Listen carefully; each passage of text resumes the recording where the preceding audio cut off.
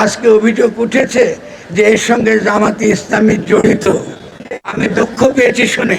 আমি পত্রিকায় দেখতেছি হিন্দুত্ববাদীদের আধিপত্য, তারা মসজিদ ভাঙছে, তারা বিভিন্ন ধর্মের এলাকা ভাঙছে, মানুষের ভক্তির জায়গা ধ্বংস করছে এবং সমস্ত ভারতবর্ষকে একটা বিরোধের মধ্যে ঢুকিয়ে দিচ্ছে, একটা যুদ্ধক্ষেত্র তৈরি করছে, পুরো উপমহাদেশকে যুদ্ধক্ষেত্রে পরিণত করছে।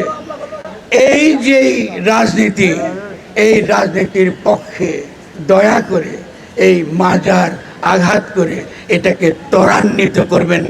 শুভেন্দু অধিকারী এখন কিন্তু পশ্চিম বাংলায় বিজেপির মুখ্যমন্ত্রী, বিজেপির দলের তিনি যে নীতি, ইসলাম নির্মূল নীতি, এই নীতি তিনি বাস্তবায়ন করবেন।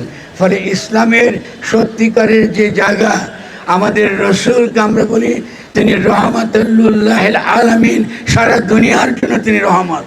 ওখানে হিন্দু মুসলমান বৌদ্ধ খ্রিস্টান নাই, আস্তিক নাস্তিক ভেদ নাই, পশু পাখি মানুষের ভেদ নাই, জন্তু জানোয়ার এমন জীবের মধ্যে কোনো ভেদ নাই।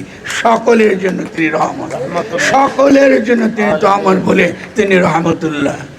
মাজার রহমতুল্লাহর জায়গা, এটা তার ক্ষেত্র।